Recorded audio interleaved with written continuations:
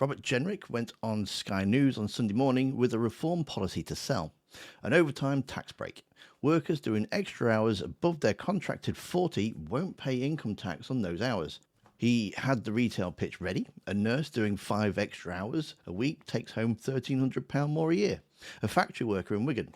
He chose Wigan specifically, which Trevor Phillips clocked immediately and then declined to pursue given the by-election rules, is going to be an extra £1,000 a week. The pitch was warm, the pitch was polished, and it lasted about 90 seconds before it completely falls apart.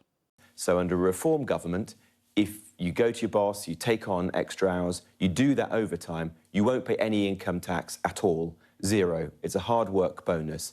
It's going to increase the earnings of millions of households across the country. It will be a big change, but it's one that I think will be welcome by so many people who are working very hard at the moment. It sounds absolutely lovely, but if I were an employer, first thing I'd say is, yay. That means what I can do now is pay the first 40 hours at minimum wage, and then I can pay the overtime at some exorbitant rate, and everybody wins except the taxman. That, no, under normal circumstances, probably would have been a gotcha, but not in this case. That's the first question anyone building this policy should have asked the room before the cameras went on. If the overtime is tax-free, the rationale move for any employer would be to compress the contracted hours and shift the rest into overtime. The worker gets more money, the employer reduces liability, and the public finances absorbs the cost. It's a structural hole dressed up as a tax cut. Jenrick's answer, I don't expect that's the way it's going to work. Phillips asked again. Well, I don't expect that's the way it's going to work, and there'll obviously be anti-avoidance. Well, why wouldn't it be? It benefits everybody, except the public finances. Well, we don't think that's what's going to happen. There will be anti-avoidance measures in place, but our priority is making sure that working people get the incentive to take on those extra hours. He doesn't expect, he doesn't think. Anti-avoidance measures will be in place. He says this with some kind of confidence, but when asked what those actually are, there's nothing. The policy costs £5 billion, and for £5 billion, we'll sort it out later is not an anti-avoidance strategy. It's a kind of a note to self. Then there's this. You know, it's going to cost about £5 billion. We're going to find that through savings in welfare. We've already announced £40 billion in savings. 40 billion? Already announced? That sounds like evidence, isn't it?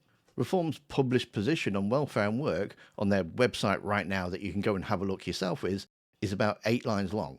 Work should always be rewarded. Welfare system will support any of those British citizens who cannot get by without government help.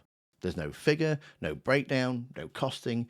The £40 billion is a number Robert Jenrick owns. Reform doesn't appear to. The Conservatives, though, the party that Jenrick left to join Reform, published a £47 billion savings plan on their website with a full breakdown. Welfare cuts £23 billion, civil service reduction £8 billion, restricting social housing on British nationals £3.9 billion, ending asylum hotels £3.5 billion, overseas aid £7 billion. It's line by line. Now listen to what Jenrick pitches as a reform policy in the same interview. No more welfare for migrants. No more welfare for people who are choosing not to be in work. No welfare for migrants, social housing purely for British citizens, deportation costs driven down by stripping out legal delays. The policies are functionally the same.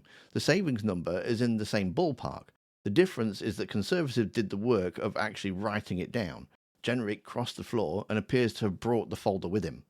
There's a moment later in the interview where Phillips actually puts something concrete to him. Are you saying to me that a foreign person who is legally resident but lives in social housing will be deported under a reform government just because of that? They live in social housing? Well, not exclusively because of that. Well, that's not exclusively because of that, which raises the question of, well, what else?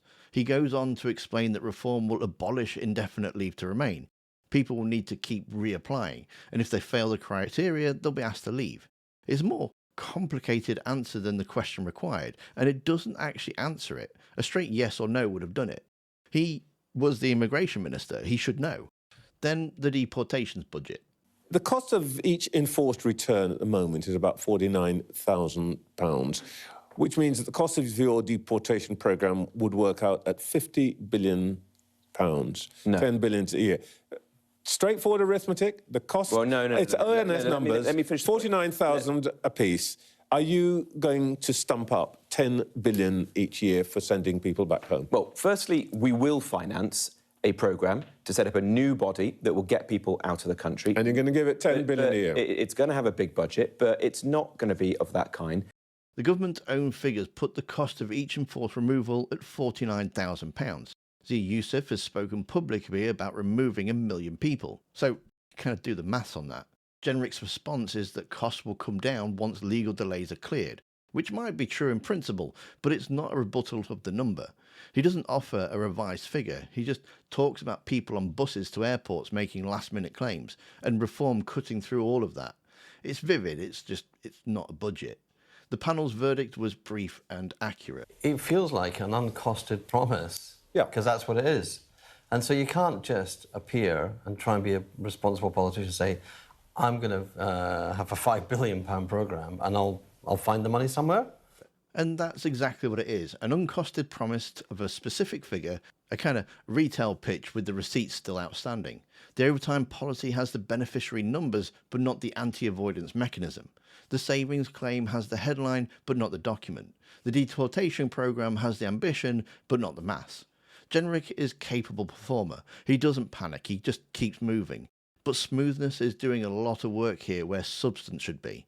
He was the immigration minister for 2 years with a full machinery of Whitehall behind him and still couldn't make the numbers stack up. Now he's pitching the same policies with 8 lines of a website copy of a foundation. He didn't join a new party so much as the party hasn't written its policies yet. And at some point, probably at the dispatch box, probably under considerably more pressure than a chat and a cup of tea with Trevor Phillips, he's going to need to show he's working. In the meantime, this seems to me like it's just a bit of a dead cat story to stop talking about the 5 million.